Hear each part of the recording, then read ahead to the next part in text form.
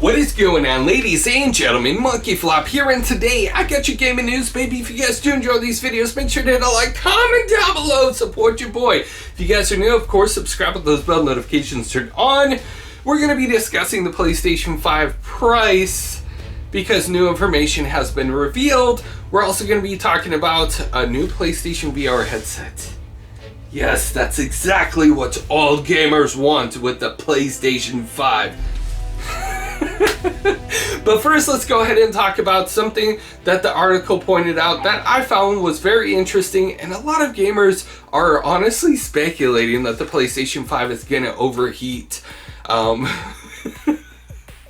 that is because in the article, they did state that the PlayStation 5 cooling system is costing Sony several dollars for each unit. You know, all of the components that go into making the PlayStation 5, the lower the price that they spend to purchase these items, the less the price is for the console itself. And if you put that into comparison, the PlayStation 4 fan and cooling system range from anywhere from $1 or under. So for the PlayStation 5's fan to cost several dollars has gotten people speculating. Of course, we do know that the PlayStation 5 is going to be a beast. It's going to have a lot of, you know, components inside of it that's going to need cooling down. I think that it's honestly a little bit too early to speculate and say that the PlayStation 5 is going to overheat just with this news. I think people are taking it a little bit too far with that. I mean, Sony is a multi-million-dollar company, and they're designing the next generation of console alongside of Microsoft, so I honestly hope they know what they're doing. Let's leave it to them and wait and find out. But the next thing I actually wanted to talk about was a new PlayStation VR headset.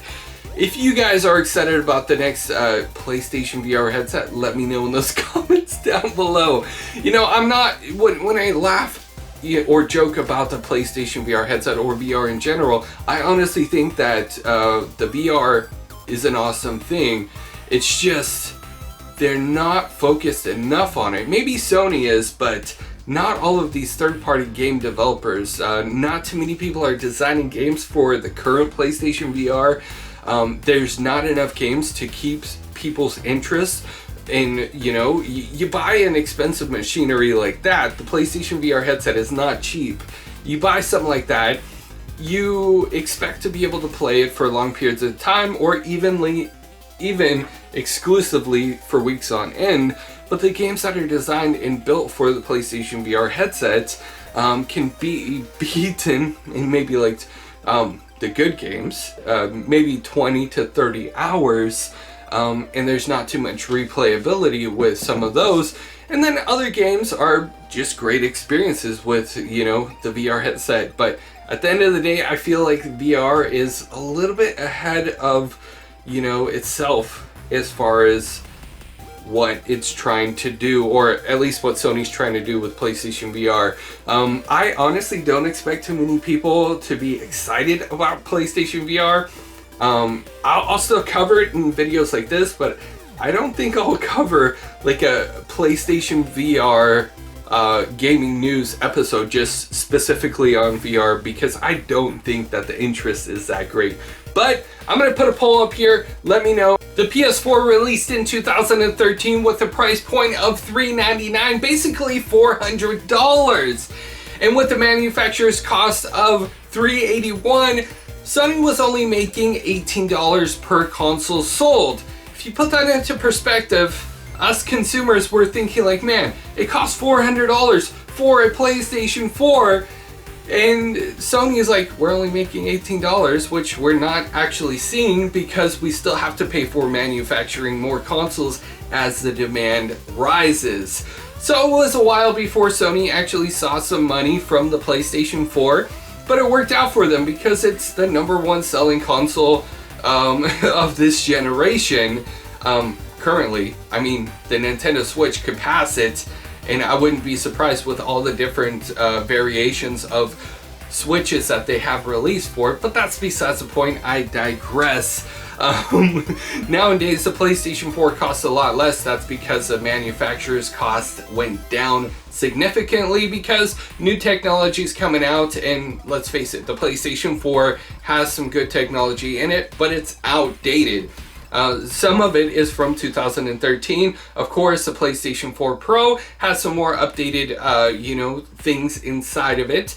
But let's go ahead and talk about the PlayStation 5 price point, because it's estimated to cost to manufacture $450.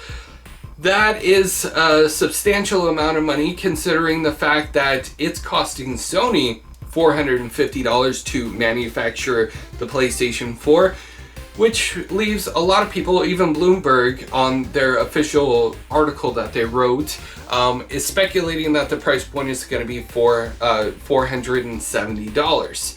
Now, we do know that Sony is waiting to see where the price point is for the Xbox Series X, excuse me. They're waiting to see what the price point is for that. Of course, we'll probably see it during E3, but I assume that the price point is a major factoring into why we haven't seen the reveal of the PlayStation 5 as of yet.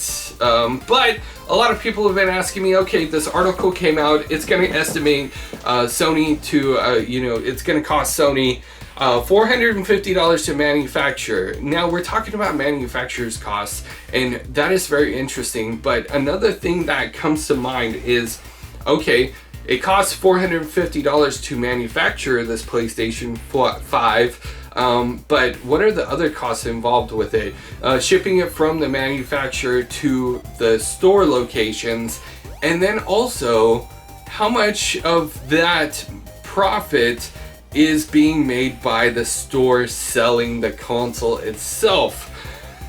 So Bloomberg putting the price point at $470 is something to worth noting for, but at the same time, I honestly am expecting the PlayStation 5 to cost $500.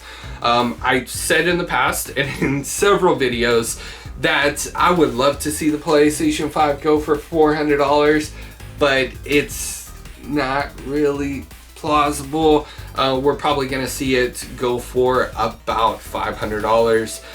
So if you put that into perspective and you want to get the latest and greatest in PlayStation, you want to get PlayStation 5 when it releases, expect to pay about $500 plus tax wherever you live. I live in California, so it's gonna cost like $50 in tax. So I'll have to have $550 plus if I want to get if I want to get a game to play with it, because what am I going to get a PlayStation 5 for if I don't have any games to play with it?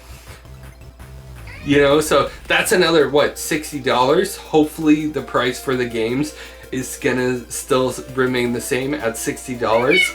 So if you put that into perspective, you're well over $600 just picking up the PlayStation 5.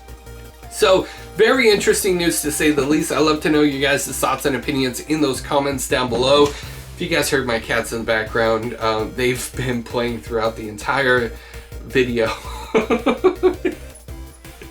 And I've had to re-record a couple of times. So, I appreciate you guys sticking through until the entire end. And give me your guys' honest feedback. Do you guys think that the PlayStation 5 is going to cost $500? Or do you guys think it's going to cost more? Or do you guys think it's going to cost more along the range of the $470 price point that Bloomberg is assuming? Because what we know right now is it costs $450 to manufacture the PlayStation 5. Ladies and gentlemen, thank you guys again for watching this video. Please make sure to hit a like, comment down below, share this on social media, and I will see you guys in the next news update. You guys are freaking awesome.